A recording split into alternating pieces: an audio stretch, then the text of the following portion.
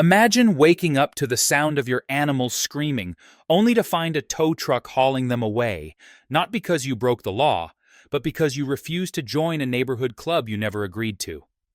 That's exactly what happened to me, a lifelong farmer standing on land my family's owned for over 40 years. They said I owed $4,500 in HOA fines.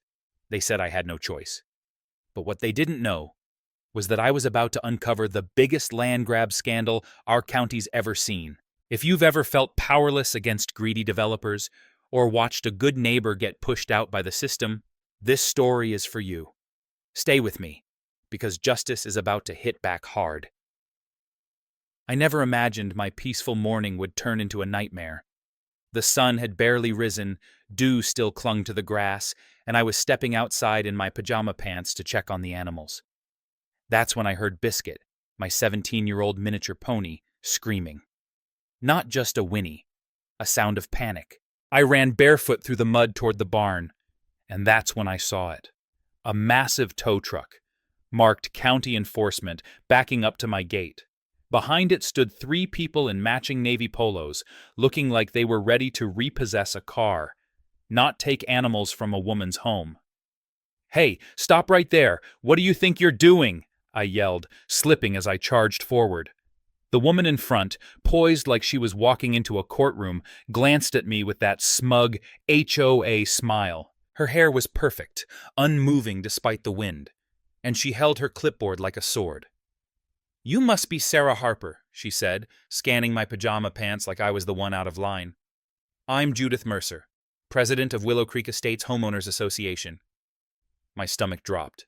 HOA? What HOA? "You've ignored our notices for 3 months," she continued, waving a thick envelope in my face. I blinked. "Notices? I don't belong to any HOA. My family's owned this land for 40 years. Judith's smile didn't reach her eyes. "Well, your property was rezoned last quarter. You're officially part of our community now, which means you follow our rules." Inside the envelope was a fine, $2,300 in unpaid dues, and an official demand to remove all livestock, immediately. I could barely process the words. This land had been in my family since my grandfather was a boy. The barn they were trying to invade was built with his own hands. And now they were telling me I was in violation for doing exactly what we'd always done?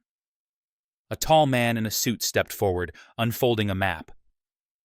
"I'm Tyler Mercer, Willow Creek Development LLC. Your 5 acres are now surrounded by our residential zone. You're the last parcel not in compliance." My hands trembled. "You can't just decide I'm part of your neighborhood. That's not how this works." "Actually, it is," Tyler smirked. "The county commissioners approved it." Before I could speak again, 2 workers in orange vests started walking toward my barn, where my 6 rescue chickens, 3 goats, and Biscuit were kept. Rusty, my old farm dog, barked wildly, sensing something wasn't right. I stepped in front of the barn, arms wide. "You're not taking them. That's stealing." Judith handed me a paper with a county seal. "This is your final enforcement notice. You can retrieve your animals after paying your HOA fines." I scanned the document, panic rising. It looked real. But how could this be legal? When I called the sheriff, my last hope for reason, he showed up and sided with them. "I'm sorry, Sarah," Sheriff Jenkins said, eyes downcast. "Everything seems to be in order. I can't stop it." As the tow truck pulled away, loaded with my terrified animals, I stood frozen. My voice cracked. My body shook. Biscuit turned to look at me one last time. Not a single neighbor from the shiny new houses came to help. They just watched. Judith stepped forward and handed me one final paper. $4,500 total, she said coolly. "Pay in 2 weeks or we place a lien on your property." As the truck disappeared down my road with every living thing I loved, I realized this wasn't about rules. It was about taking everything from me, and I wasn't going to let that happen. That night, I didn't sleep. The house was too quiet, the barn too empty. Rusty paced from room to room, searching for the sounds of clucking, bleating, and Biscuit's soft whinny. I sat at the kitchen table, staring at the official documents the HOA had handed me. Something didn't sit right. This wasn't about keeping the neighborhood pretty. This was targeted. At sunrise, I drove to the county records office with one question on my mind. How did my farm become part of this HOA without my consent? The clerk was polite, but looked surprised when I asked for rezoning records tied to Willow Creek. "That's a lot of paperwork," she said. "I've got time," I replied, pulling out a notepad. 3 hours later, buried in a stack of documents, I found the first red flag. The rezoning application was submitted only 6 months ago, yet I'd been told it was already finalized and enforced. Even worse, the notices sent to residents, supposedly informing them of public hearings, were dated just 3 weeks ago. That's not just suspicious. That's illegal. But it got worse. Commissioner Phillips, the same name printed on my violation notice, had signed off on fast-tracking the rezoning, despite staff warnings about environmental concerns. I snapped pictures of every document and drove straight to the library, heart pounding. There, using the public computer, I looked up Commissioner Phillips. It didn't take long. Campaign donations. Tens of thousands of dollars. All from one source. Willow Creek Development, LLC. Tyler Mercer's company. Back home, I nearly collided with a landscaping truck parked in my driveway. 3 workers were measuring my yard with clipboards in hand. "HOA landscaping assessment," one of them said, handing me a paper that claimed my vegetation was non-compliant and required removal. I stared at the paper in disbelief. "You're trespassing," I said coldly. "Get off my land." They left, but not before I noticed a black SUV down the street. Judith was inside, watching from behind tinted windows, writing notes, planning her next move. Later that evening, my phone shook in my hands as I called Emma, my childhood friend, now a local journalist. "You won't believe what they're doing," I told her, voice cracking. "They want my land." Emma listened carefully. "Rezoning that fast? Campaign donations? That stinks of corruption. Mind if I dig into this?" "Please," I whispered. Just as I hung up, there was a knock at the door. It was an elderly woman I'd never met. She introduced herself as Eleanor Jenkins, one of the new homeowners in the development. "I saw what they did to your animals," she said, nervously twisting her hands. "It's not right." I let her in, and over a pot of tea, she told me the truth. The developers had used my farm in their sales brochures to promote pastoral charm. My land was a selling point, but now that they'd sold enough houses, they wanted me out. "They raised our HOA fees twice already," Eleanor confided. "People who complain, they get slapped with violation notices." And then she dropped the bombshell. I overheard Tyler Mercer at the grocery store.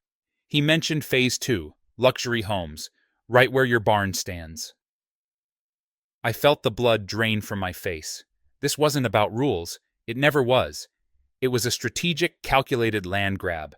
They built a neighborhood around me, zoned me in, created an HOA they controlled, and now they were using that power to break me financially, force me into violations, and pave the way for million-dollar lakefront properties, on land my grandfather once plowed with his own hands.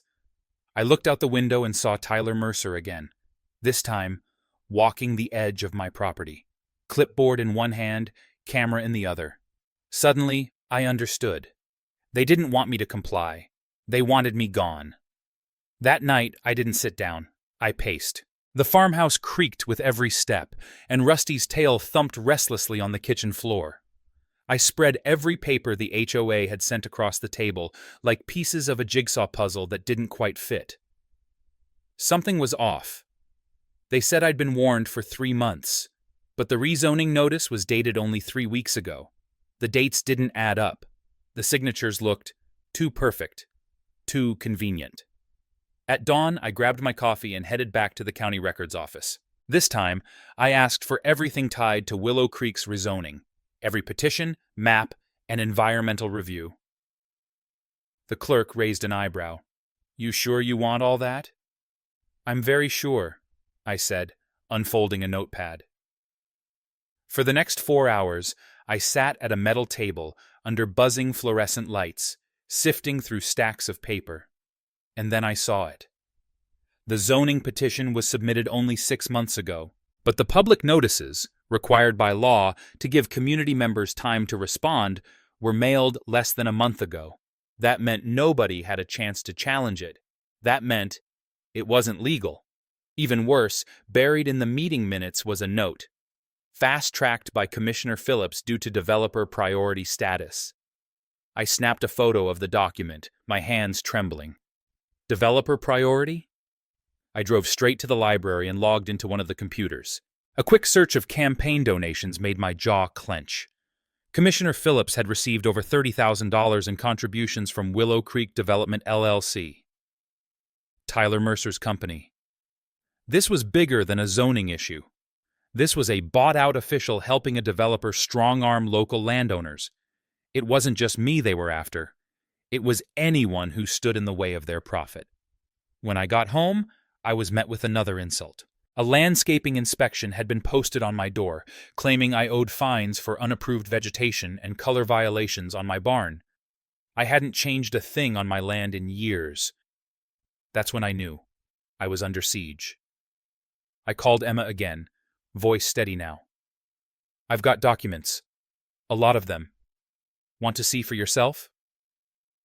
10 minutes later, she was at my kitchen table flipping through county files and HOA violation notices with laser focus. This isn't just shady, she muttered. It's a coordinated takeover. She stopped cold when she saw a signature on one of the HOA formation papers. These are from people who don't even live in the neighborhood yet, she said. That's fraud. We worked late into the night. Emma took photos, highlighted inconsistencies, and cross-referenced timelines. She asked sharp questions and jotted down names of attorneys and environmental watchdog groups. Then came a knock. It was Eleanor again, this time not alone. She brought her neighbor Harold, a soft-spoken man in his 70s. He looked nervous, eyes darting toward the darkened road. I've been recording the HOA meetings, he whispered, the ones after the regular ones end. You'll want to hear this. And we did. Judith Mercer, loud and clear, saying they'd use whatever means necessary to push out the old farm lady. Tyler Mercer, laughing about how Lakefront Phase 2 would triple their investment. We sat in silence. Then Eleanor broke it. They're not just trying to force you out. They're trying to erase you. My voice didn't shake this time. Then let's make sure they regret underestimating a farm girl. That night, hope didn't just flicker. It burned. I wasn't alone anymore. The next morning, I didn't feel like a victim anymore. I felt like a woman on a mission. Armed with HOA papers, rezoning records, Harold's audio tapes, and Emma's reporter instincts, we laid out everything on my kitchen table like war plans. It wasn't just about my animals anymore. This was a land grab, wrapped in legal jargon and HOA bylaws, and I wasn't the only one they'd targeted. Emma's article hit the front page on a Tuesday morning. The headline read, "Questionable HOA Tactics Target Historic Farm." By noon, my phone was ringing off the hook. I was fined $800 for planting wildflowers instead of HOA-approved grass, Eleanor told me, her voice trembling with long-suppressed anger. When I pushed back, they had my car towed from my own driveway. She wasn't alone. That evening, 7 people gathered in my living room, strangers once, but all bound by the same frustration. My bird feeder was 2 inches too tall, said Henry, a retired history teacher. Next thing I know, my trash didn't get picked up for 3 weeks. My house was painted the wrong shade of brown, added Rachel, a young mom bouncing her baby on her hip. They pre-approved it, then said the board updated the standards, told me I had to repaint or pay $50 a day. But perhaps the most shocking revelation came from Marco, an actual member of the HOA board. I asked about the budget last month, he said in a hushed voice.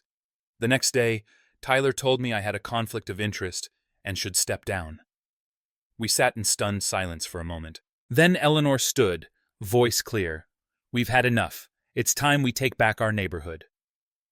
That night, the Willow Creek Property Rights Alliance was born, right there in my living room. We weren't just scared homeowners anymore. We were witnesses, fighters, a community rising up. Eleanor's grandson Jackson, a second-year law student, offered to review our documents. "This is ridiculous," he muttered, flipping through the bylaws. "Half these rules wouldn't survive a courtroom. And the way they formed the HOA, they broke at least 6 procedural laws." We were on solid legal ground, and we weren't going to waste it. Rachel's husband, a website designer, built us a web page within hours, documenting every violation, shady HOA rule, and zoning discrepancy. Henry started a petition. Within days, we had over 600 signatures from concerned residents and supporters in neighboring towns. Eleanor's Gardening Club launched a citizen-led environmental survey documenting the wildlife that would be affected by the proposed man-made Lake Tyler Mercer plan for Phase 2, right where my barn used to stand. Emma worked tirelessly on a follow-up piece, this time connecting the dots between Commissioner Phillips, the rezoning timeline, and Tyler Mercer's campaign donations. When she found out that the commissioner's golf club membership was being paid by the development company, the whole story blew wide open. We weren't just fighting an HOA. We were exposing a web of corruption that went all the way to the county board. Still, every night I sat on my porch, staring at the space where my animals once roamed. They were still locked away in that cold facility, racking up daily boarding fees. I missed the sound of their hooves, their bleats, the clucks at dawn. Rusty would wander near the barn and whimper, still confused by their absence. I emptied my savings account, every last dime, and drove to the county animal facility. The clerk stared wide-eyed at the stack of bills I slammed on the counter. "All of it," I said. "I want my animals back." As they loaded Biscuit into the trailer, his arthritic legs slow but determined, something inside me cracked, and then healed. We weren't home yet, but we were one step closer. Back in town, a local farmer offered temporary shelter for them. "These HOA people sound like vultures," he said, helping me unload the goats. "But they forgot one thing. Farmers don't scare easy." That night, our alliance met in Eleanor's garage. Jackson had discovered something even bigger. The county had skipped the required environmental impact study before approving the lake project. That was our legal linchpin. "We can file an emergency injunction," he said, spreading out maps. "This whole development could be frozen in its tracks." Hope surged through us like a fresh spring rain. For the first time in weeks, I didn't feel like I was fighting alone. We were becoming the storm. The moment I brought my animals back from the county facility, something changed inside me. No more fear, no more waiting. Biscuit's dull coat and Mabel's frightened bleats weren't just signs of stress, they were proof of cruelty masked as policy. And that cruelty had names: Judith Mercer, Tyler Mercer, Commissioner Phillips. They thought I'd crumble. Instead, I rallied. With Jackson's legal research in hand, we filed a petition for an emergency injunction to halt all HOA enforcement and land development actions. We cited improper rezoning, missing environmental studies, conflict of interest, and unlawful property assessments. We didn't have much time. That very evening, as our alliance finalized the filing documents, I pulled into my driveway to find my front door ajar. Inside, my kitchen was a mess. The papers, maps, and evidence we'd collected, gone.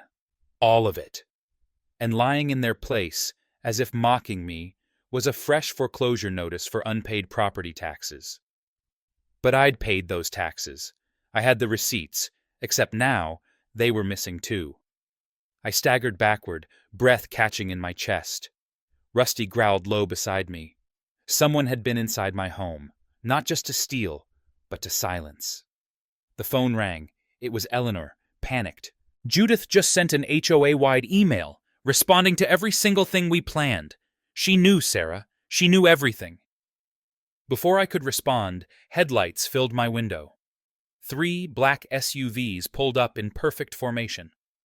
Out stepped the county sheriff, Judith Mercer, still perfectly dressed, Tyler Mercer, and their lawyer. Tyler clutched a folder marked with the county seal. His smug grin practically begged for a punch. "This notice," he said coldly, "finalizes the foreclosure proceedings. Your land will go up for auction next month." I stared at the paper, my hands shaking, but not with fear this time, with fury. I tore it down in front of them. "You're not stealing my land," I said through gritted teeth. "Not now. Not ever." They didn't expect me to fight, but I wasn't alone anymore. I called Margot, our journalist ally. "They're coming after my home," I said, "but I have proof, real proof." 20 minutes later, in a small-town coffee shop, Margot slid her laptop toward me. Her eyes sparkled with something electric. "Breaking news," she said. The headline read, "Willow Creek Corruption, HOA President and County Officials Linked to Land Grab Scheme." Margot's investigation had uncovered dozens of messages between Tyler, Judith, and Commissioner Phillips, emails, texts, and meeting logs. One line stood out. "Push the rezoning through. We need her land for Phase 2. And there was more. Financial records showing bribes disguised as campaign donations. HOA formation documents signed by non-residents. Proof of tampered notifications. But the most chilling evidence came from an unexpected source, a neighbor I barely knew, Harold Jenkins, who lived next door to the Mercers. "I've been recording HOA meetings for months," he said, handing me a flash drive. "They hold secret sessions after the official ones end. Judith said, on tape, that they'd do whatever it takes to force you out." That was the final piece we needed. The court date came faster than expected. The room was packed. Tyler and Judith sat with their attorney, smug and polished, until the judge began listening to our case. When the audio played, Judith threatening me, Tyler joking about my farm being their lakefront gold mine, the judge's face hardened. "This court is deeply disturbed," she said. "I am issuing an immediate injunction against the Willow Creek HOA. All enforcement actions are to cease pending a full investigation." A gasp rippled through the room. Then she turned to Tyler and Judith. "I am also referring this case to the district attorney's office for possible criminal prosecution." Judith's face went pale. Tyler stormed out of the courtroom, his lawyer scrambling behind him. Outside, the Alliance members hugged one another, many with tears in their eyes. Our voices, once dismissed, had just taken down giants. Days later, it became official. Tyler Mercer was arrested on charges of fraud, corruption, and attempted arson. The gas can used to set fire to my barn was found in his garage.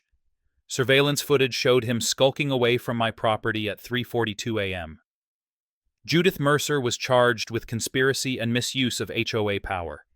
Commissioner Phillips resigned, citing health reasons, after evidence surfaced showing he received perks from Willow Creek Development, including a lakeside property discount. The HOA's reign was crumbling, but the most poetic justice came when the residents of Willow Creek Estates gathered for a community vote.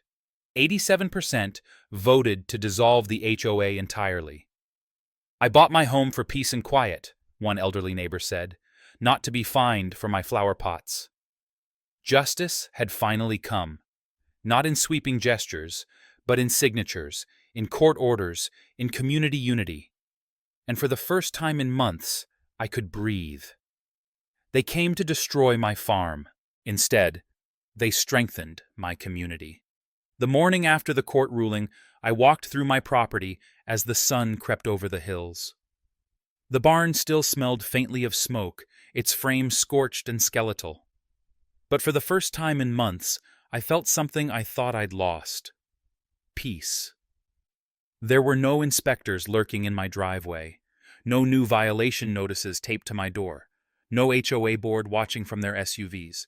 Just me, my land, and the promise of something better. That afternoon, neighbors, many of whom I'd never even met before, all began to arrive. Some brought tools, others brought food, a few brought tears. Together, they helped me clear the rubble and raise new beams where the barn once stood. Eleanor brought fresh-baked bread. Harold helped rebuild the chicken coop. Henry, the retired teacher, painted the fence with a bright new coat while humming old folk songs. Rachel's baby took his first steps on the soft patch of grass just beyond the barn. For a moment, time slowed, and I realized this land wasn't just mine anymore. It belonged to all of us now, and we were going to protect it. The community came alive in ways no one expected. A contractor from a neighboring town who had read about our fight showed up with a full crew. "My granddad had a farm taken from him too," he said. "Not again. Not while I can help." They didn't just rebuild the barn. They made it better. Taller, stronger, more beautiful than it had ever been. The red walls glowed like firelight at sunset, a symbol of everything we'd survived. What began as a resistance movement had now become a revival. The residents of Willow Creek Estates, newly freed from the corrupt HOA, organized a community vote and decided to donate the Mercers' seized property, bought at auction, to a permanent land trust. They handed me the deed one afternoon with quiet smiles. "We'd like it to become a community garden and therapy space," said Martin, a retired teacher who was elected the new neighborhood representative. "If your ponies don't mind visitors, that is." I could barely hold back tears. The transformation was astonishing. What had once been a battlefield of control and corruption became a sanctuary of kindness. Eleanor started hosting gardening classes in the eastern field. Rachel began a farmer's market on weekends, selling eggs, honey, and goat milk soap. And the barn? It now hosted animal therapy sessions for children with disabilities and senior citizens from the retirement center nearby. Biscuit, my beloved miniature pony, found new purpose giving gentle rides to giggling kids. The sign at the front gate was simple, hand-painted on reclaimed wood, "Willow Creek Community Farm, all welcome." One evening, as the sun dipped low and cast golden light across the fields, I sat on my porch with Rusty at my feet and watched as families wandered the walking paths we'd built together. Kids fed the chickens while their parents picked tomatoes. The scent of fresh bread drifted from Eleanor's cart, and laughter carried on the wind. For the first time in a long while, I wasn't just surviving. I was living. And so was the community. They tried to break us. Instead, they brought us together. And now, every sunset feels like a second chance. Not just for me, but for everyone who chose kindness over control and roots over real estate. In the end, this wasn't just a fight over land, animals, or fines. It was a fight for something far more enduring. The right to hold on to who you are, where you come from, and what truly matters. For anyone who's ever watched their hometown change too fast or seen their values threatened by greed dressed as progress, this story carries a powerful reminder. Your voice still matters, even when you're older, even when the system seems stacked against you. The first and most important lesson is this: you are never powerless when you stand on truth. Sarah Harper may have been a single farmer facing down developers, lawyers, and corrupt officials. But once she found the courage to question, to dig deeper, and to speak out, she became a catalyst for change. Age didn't weaken her. It gave her wisdom and roots to stand firm.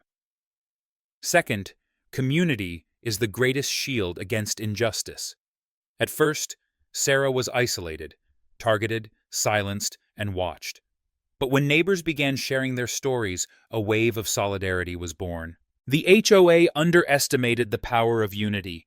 It only takes one person to light the spark, but it takes a community to keep the fire burning.